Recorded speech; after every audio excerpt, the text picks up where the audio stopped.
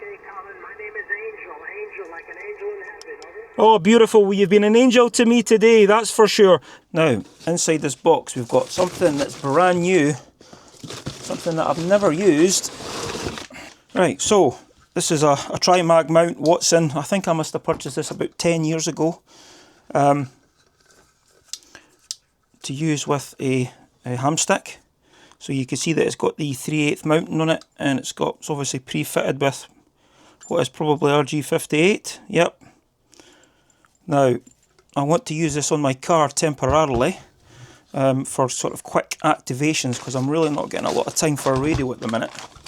But one of the things, I'm not sure actually on the length of the coax, how long this will be, but best practice would actually to be fit a choke onto this, and I don't have a lot of stuff to hand, but what I thought was I wonder how many turns I could actually use. This is a 240-43 ferrite core, so I thought what I could do is just wrap some turns of this and keep it near the antenna. So let's see what this is like. Just need to thread this through.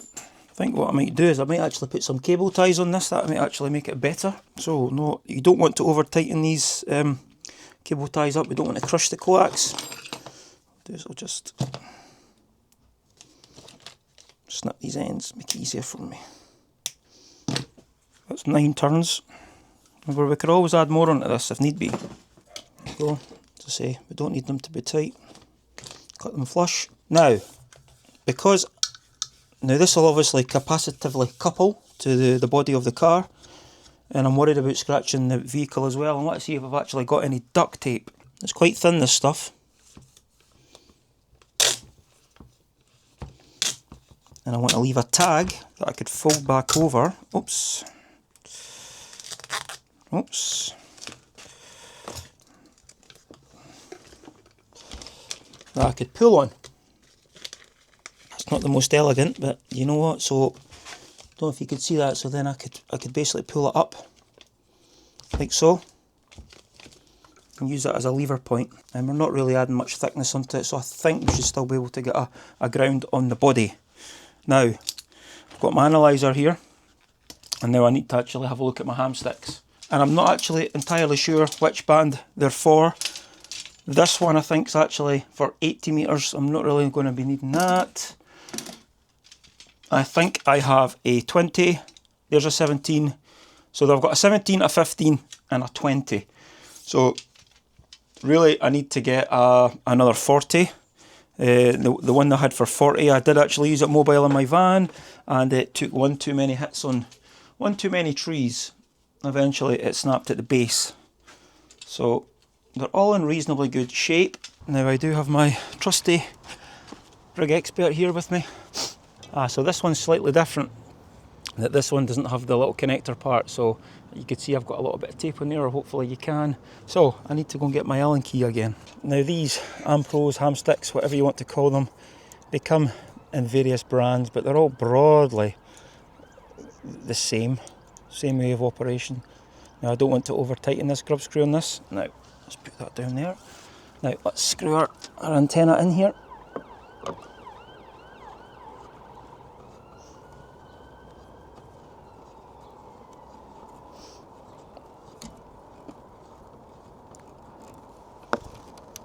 Go. Oh.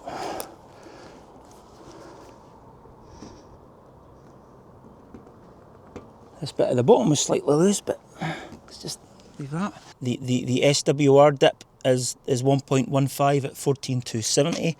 So we could see that we're actually okay. We're 2 to 1 at the start of the band.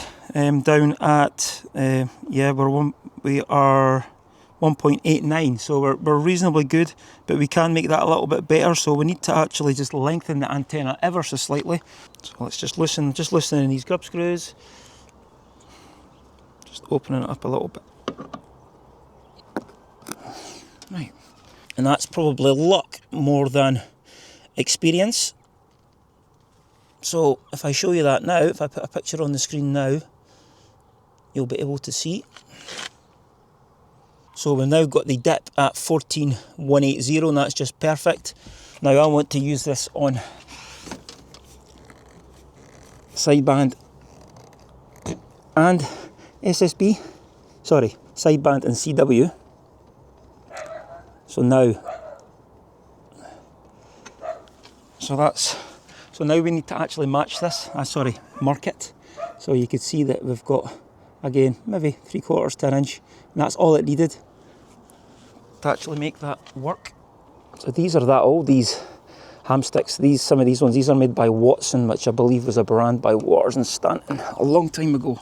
So we're below 1.5 across the whole of the band, and you know what, there's really nothing more to say about that. So let's take this one off. So that's 15 metres. Let's do 17. Yeah, I'm not going to complain about that. So there we are. We're under 1.2 to 1 on the whole of the band. Actually, if we look at the complex components, we don't actually have a lot of reactance. It's nothing. 54 ohms resistance, minus 0.55 of ohm reactance. So it's pretty much resonant. So there is 3 bands. Now I need to order one for 40 at least, and probably 10. And maybe even 12, maybe get one a month or something. By the time you have carriage to actually get these sent to you, these are typically cost something like £30, so it's about $40 or something. Right guys. Oh, wait till the traffic passes. It's about an hour and a half later from when we set up the mag mount for the first time, and I've actually come to a POTA reference. Now, it's not the spot that I was going to come to. I've come to one in a little bit that's a little bit more rural. So we're actually very close to the towpath of the, I think they call it the Forth and Clyde Union Canal. So I'm about 20 metres or so from the towpath itself. So I'm still considered within the park boundaries. It was going to be a little bit quieter here than it was if I was going to stop in the middle of the town. So I thought it was a bit easier. So I've packed up a bit of stuff into the car, and we're actually going to see if we can actually basically prove out the Ampros, get them working, and activate the park. You'll see I've actually brought my 7300 with me, and how did I do this before? I can't remember actually. Yeah, that's good enough. There we go. Right. Our little bit of duct tape works a treat there. We'll take our 20 metre pip out Ampro, and we'll fit this first. Now I do have my analyzer with me, but I'm not going to bother. I'm just going to connect the radio straight up. We can check the SWR on that. So that's our antenna connected up here. So actually powering my setup today, I brought Big Bertha here. There's a 100 amp hour battery in here. Lithium iron phosphate, totally overkill, but it's just what I have to hand. Here we go. Now I brought the 7300 because it's really the only radio I could take that can give me 100 watts. And I want to make the most of our chances, like so. Good. Right, we have power. Right, that's us in. Let's go to...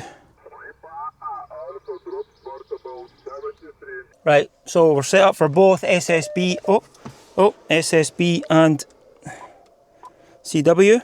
And for logging, I'm actually going to use something called Polo, which I think you'll be aware of. I do have Station Master Go on this. There's a train line behind me here, the main Edinburgh Glasgow train line, and that's going to annoy me. Now I've already set up a log for this.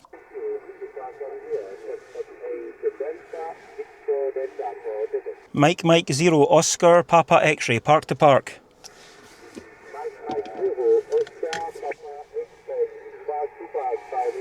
Thank you, you're also 5-9 into Golf Bravo 1457. Golf Bravo 1457, over.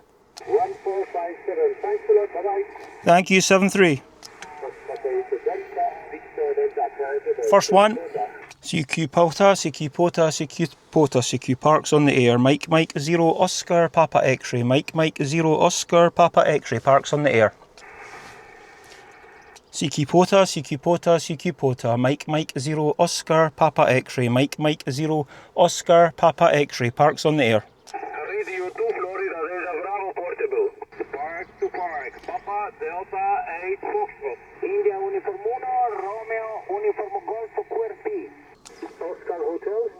Hotel Bravo 9, Hotel Juliet, Quebec. Yeah, this is Foxtrot 5, Papa Yankee, India. Good afternoon, you 5 and 9. Beautiful signal, Roger. Sierra Papa 5, X-ray, Tango, Yankee. Florida 4, Alpha Bravo, India. Sierra Papa. Italy, Kilo 4, Romeo, Quebec, Juliet. This is Kilowatt number 1, Bravo, Romeo. So I wonder if we'll try some CW, guys, just to say that we've done it, because I've not done that for a little while. Here we go.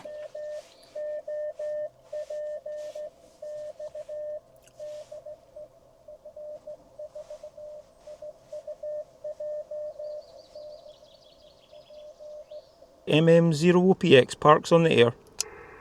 Whiskey Alpha 2, Victor, United, Yankee. Oh, wonderful, wonderful. Whiskey Alpha 3, Victor United Yankee, good morning. You're about a 5 and 5, 55, and to Golf Bravo 1457. Golf Bravo 1457, QSL. QSL, it's Whiskey America 2, Whiskey Alpha number 2, 1 2, Victor United Yankee.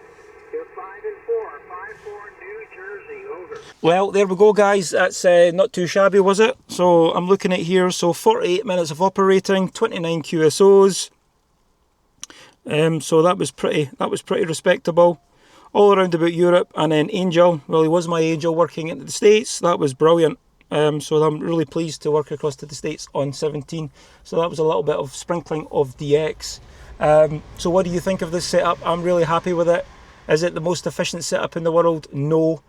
This is just my opinion, but it certainly works, and it's a relatively cheap setup to get going. Yes, you need to spend about £20, £25, something like that per band. I've already had these, so I've kind of written off that cost. As I say, I do need to get an antenna for 40 and perhaps even 30, 12, and I need something for 10. I think I may have a tank whip at my parents' house, so I'll pick that up, and that will give me coverage on 10. So that's going to cover me all the way 80 through 10. Just wonderful. Yeah, I'll slim down the kit slightly. I've too much stuff here with me. But yeah, I just grabbed it, threw it in the car. It was just a quick activation, as I say. That's me being less than an hour, and I'll be back home within 5 or 10 minutes. So it's nice to have this place so close to the house. Hope you've enjoyed that, guys. Take care, 73s, and we'll catch you in the next one. Bye for now.